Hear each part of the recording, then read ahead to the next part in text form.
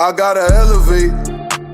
I've been praying to God for a better way. I concentrate on my goals and I meditate. Make sacrifices, put time and I dedicate. I gotta elevate. I'ma make sure the family forever straight. They wouldn't listen, now I gotta devastate. I'm on your ass and I won't let you get away. I gotta elevate.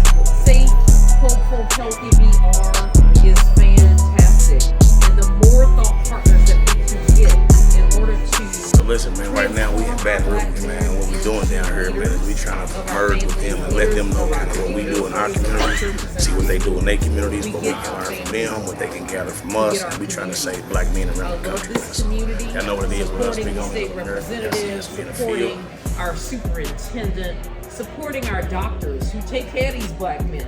I mean, I think that it is so important that we do this work together and we take care of each other just like. So what I am is I'm the recruiter. I sits and watches and I goes and I pick up on dudes on all sides of town. But here's the difference. These dudes is gonna stay in their neighborhood. And what the other neighborhoods do is they watch and they see. And they say, you know what? We need to do that. Where can we get that plan at? Free windshield. Now I don't want to charge you. I'm not going to do anything. But if you're going to do this in your community as black people that care, then I'm going to give you the plan. I'm going to show you my budget. I'm going to show you everything that I know to get this done. What we're able to do is we're able to do a lot of intangible things that the government don't see that works. So what I did was I wanted to talk to wealthy black men, wealthy, successful entrepreneurs. I said, hey bro, you made it. You're a black man. I'm on boats and chilling. I'm at the lowest tier with y'all. But y'all know it's a lot of people in my neighborhood that need help. They said, tell me more. All right, we'll give you $500,000. $302,000 of that $500,000 budget go directly into the pockets of the men. The reason why is because if you're not financially stable, like you said, you're compromisable. Why you think the police department have such a hard time keeping straight cops? Because they don't pay them enough to put their life on the line. Now, the same calls that you go to at night, when the police pull up, guess what he got? He got a badge, which gives him authority. He got a car with lights, which gives him noticeability. He got a gun on him, a taser, a vest, a baton, and a partner with him. But you go out there with just your shirt on. And we only gonna pay you this much money. And I'm gonna leave y'all some of these because I know it works. It's not maybe it works. It's written in a form where they have to answer questions after every chapter. And then at the end, you gotta write me 100 words or less that you understood it. I ain't judging your grammar. I ain't judging your spelling. That's your teacher's job. I'm judging your heart and your brain. As this book gets them along, it starts to change the way that they think. That's all. That's the whole fight, bro. I used to go out there, I pay for funerals, out of pocket. I'm talking about, oh, you name it, I've done it. Like you said, that wasn't in the budget. See, ours is two things. You gotta be a mass shooter, because everybody's a shooter, or you gotta be getting to that money. Only two things that's gonna get you influence here. And luckily for us, we was king shooters. And I'll say it out loud, we all did our time. We was that. We ain't never had money. We never had the plug. We never had nobody look out. We the smallest, we like the children of Israel. When it comes to that city, we the small hood, we don't got nothing, but we always was very, very violent people. Like he said, he taught me some things on accident. I just watched him like, oh, that's what y'all be doing? I go back to my clique and we do it more because we want to impress them. You know what I'm saying? And now we look up, we some of the biggest gangsters and didn't even know that. We didn't know, I didn't know that. I still walk around like I be no, that was the wrong reason to look up. So I said all that to say, I got a full criminal history expungement. I can carry a gun, I can vote, all that. So I have a whole new life, a whole brand new life. First, we gotta recreate ourselves as black men. When this work go away, when the funds go away, when the job go away, guess what we gonna have? Each other. And I need to be able to look to him and make sure his neighborhood is safe, because his neighborhood, my neighborhood. The mayor's safe, hopeful, healthy VR is fantastic. and the more thought partners that we can get in order to transform our Black men into leaders of our families, leaders of our communities, leaders of our churches and our schools, we get our families back. We get our communities back. I love this community, supporting the state representative, supporting our superintendent, supporting our doctors who take care of these Black men.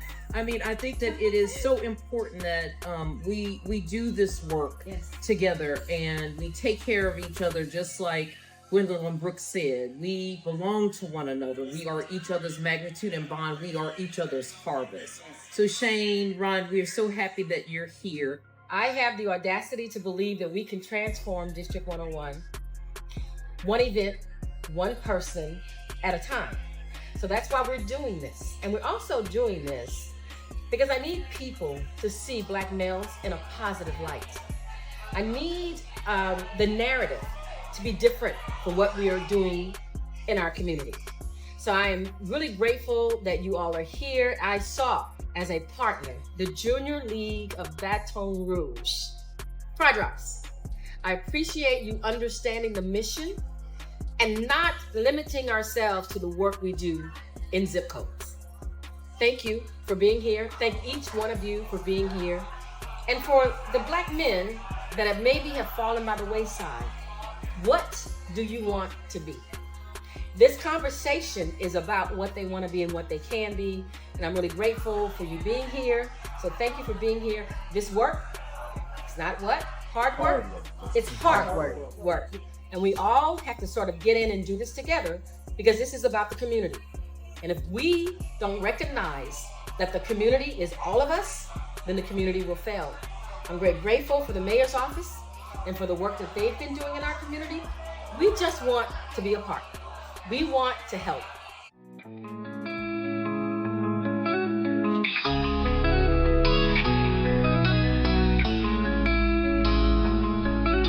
name is Shane Shepherd Sr. I am one of the young men that you would otherwise have been trying to save. All my life, I was institutionalized. I went to 21 different institutions. My father was on crack. That's just the hand I was dealt. I grew up, I had an addictive personality. I got caught up in the streets and I ran the wrong direction for years. In doing so, I built up a reputation for myself in the streets, became known as a bruiser. And they told me, you probably gonna be this your whole life. And they gave me 12 years in federal prison. And I laid on the bed for 12 years and I rebuilt my brain. I rebuilt my spiritual relationship with the Most High God. And I told myself, if you allow me to have a normal life again, I'll work for you for the rest of my life. And I had an out date, but I knew my life wouldn't be normal. I said, you give me a family, that's all I want. And as you can see, I've done pretty well in that regard. But my life's work now is almost reflective out of everybody in this room. I'm most probably closely related here because what I do is a ministry. I wasn't funded for 2 years and I operated better than the people that was funded. And like me and Miss Jessica was just discussing in whispers, funding is the issue to these communities. Poverty is the #1 cause of violence. If we can start to eradicate the poverty mindset, then we start to change men. And I've seen it work time and time again. So with that said, I really, really appreciate you taking time out to do your due diligence, to gather up today, to be present. I've heard some of the names, I've seen the logos, I've done my homework, and I just appreciate it because as I tell Miss Lady here all the time, the talented 10th done their job. He told them we need the talented 10th. But we also have to look now and see where's the equitable 8th. And that's what I represent. We're not as high as the 10th, not as many, but it's the 8th of us back there that's saying, hey, I have a lot of qualities, I have a lot of equity, and you don't have to go far to find it. You can get it right here in your own soil.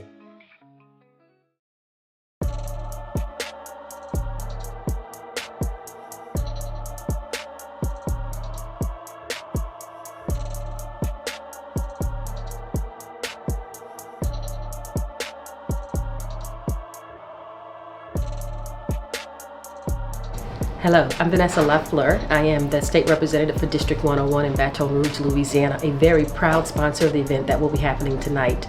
Our goal is simple: transform the lives of Black men and put them back in the place where they should be in our communities. Great to have you, Shane. Thank you.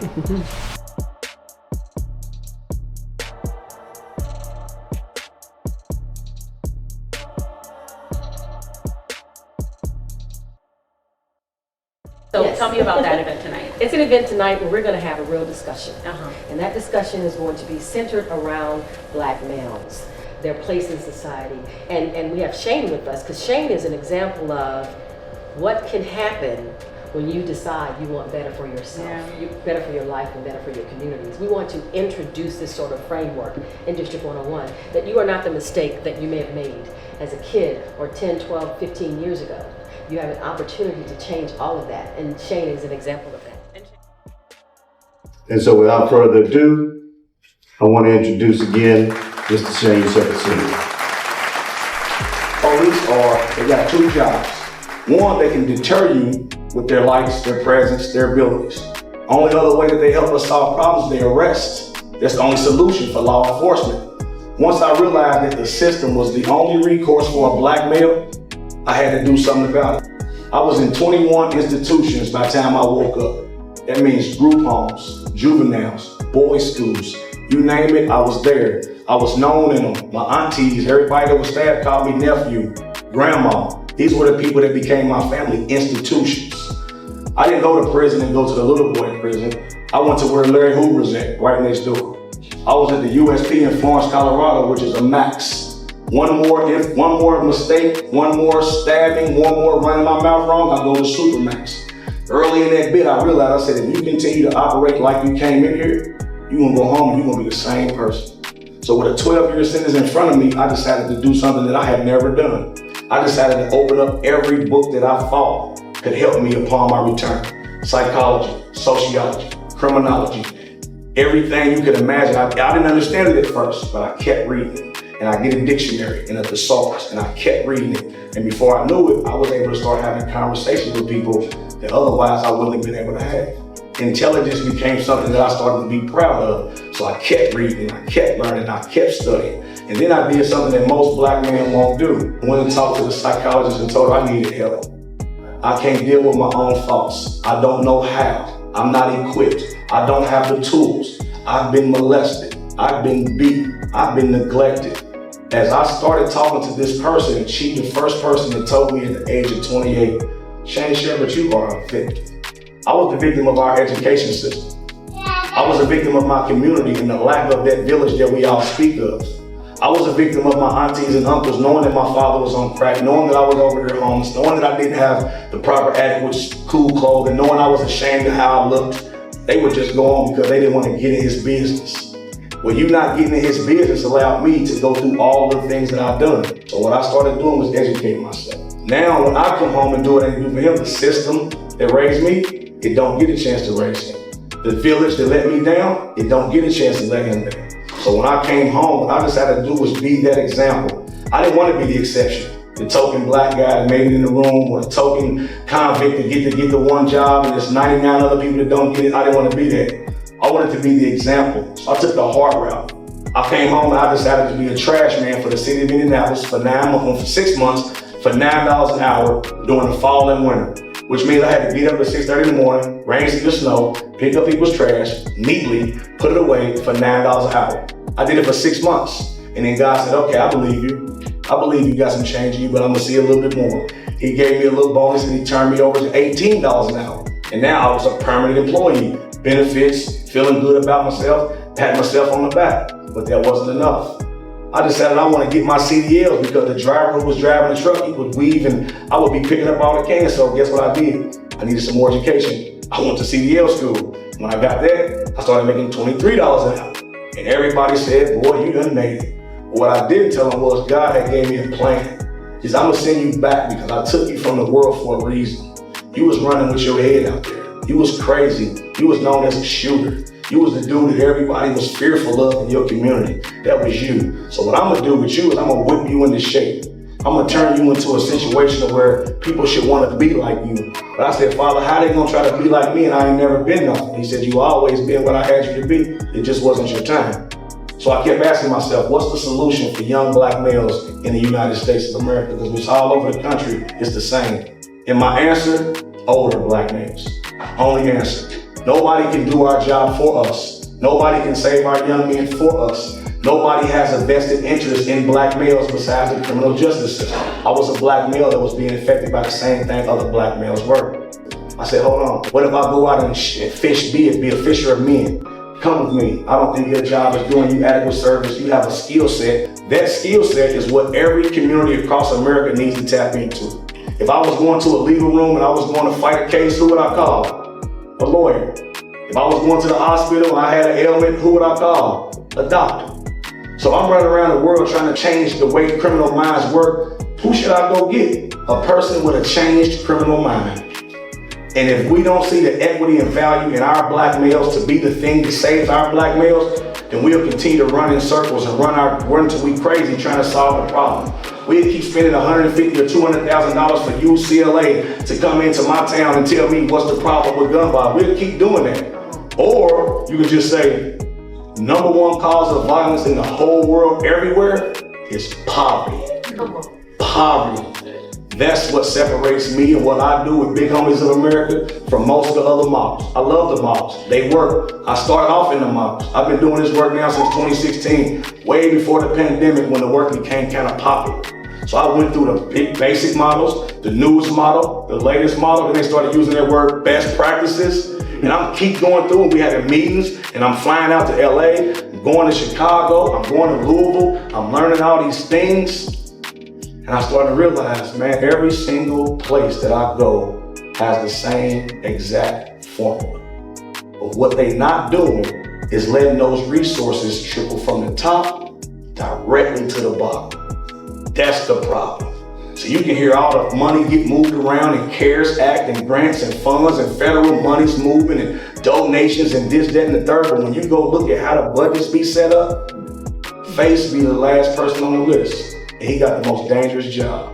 When you go look at the budget, when somebody submitted, they got to put the staplers, the pencils, the papers, the staff, the building, the taxes, the cars, and everything you can imagine. Then you get to the bottom and say, we're going to go stop violence, but you don't have any money left. You don't have nothing left to incentivize the people that's going to risk their life. So guess what I did? I broke away from the normal models. I said, I don't want to do it like that no more because everybody's doing the same best practice. Right? And so what I decided was I'm going to take my community back and I'm going to go get the men from inside that community. I'm not going to go get Face and tell Face I'm going to take you to the east side because my resources is thin, I need you to come over here. We go to one community and we sow into that community. We pick 10 to 12 men from that community. Some of them high on the spectrum as far as social status. Some of them own a business, got their driver's license, maybe got a girlfriend, still not doing as well as he could. And we take the ones that's still on drugs, still on nose running. And guess what we do? We merge them. See, we take the highs and the lows and we put them back together to make the lows feel high and remind the highs that, hey man, you can be brought back low. And that works better than anything I have ever seen in my life. Also, say I'm gonna just use the numbers that we're working with now. We got a $500,000 budget for a year. $302,000 of those dollars go directly into my man's pockets. Them guys with them gray shirts, they always is gonna eat up the majority of the budget for the company that I own. You know why? Because the work don't get done without them. Everything else is just paper. Everything else is just a plan. They are the executors of said plan. So I applaud you. I applaud everything y'all do because in order to do this work, you gotta wake up in the morning. It's gotta be in your heart. Because you, as well as Miss Jessica, are underpaid. Facts. I'm not putting no pressure on your government. I just know the quality and the value of the work that we do. I still would rather be with the people because that's this class that I come from. And I'll say this, have anybody ever heard of the Talented 10th? Anybody?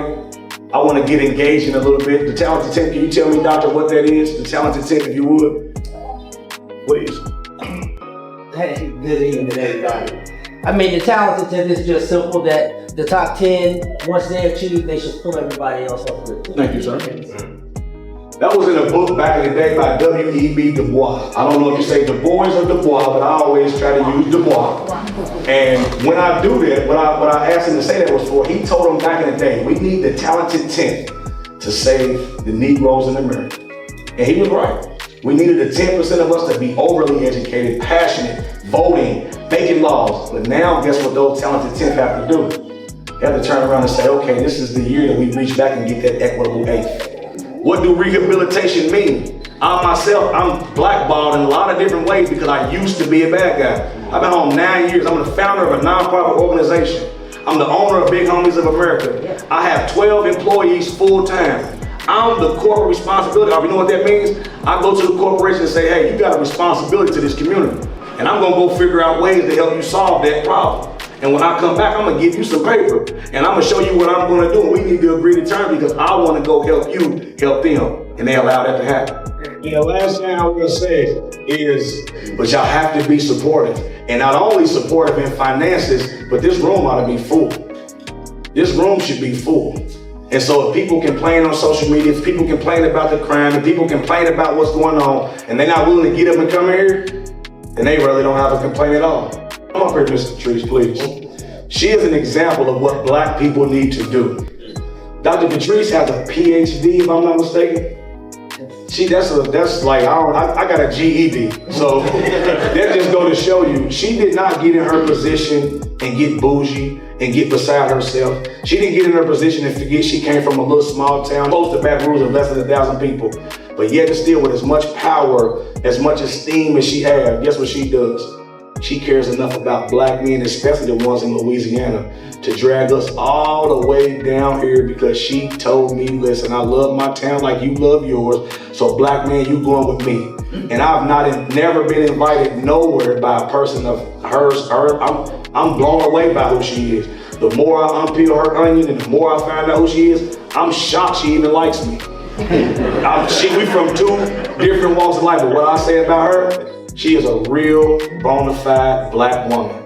And she fight for this state all around the United States of America. I promise you.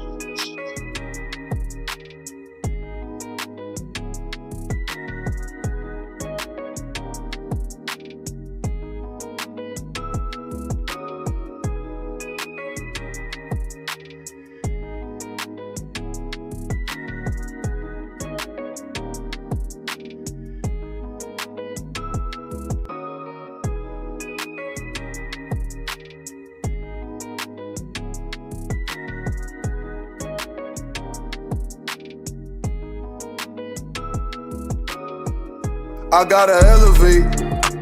I've been praying to God for a better way. I concentrate on my goals and I meditate. Make sacrifices, put time and I dedicate. I gotta elevate.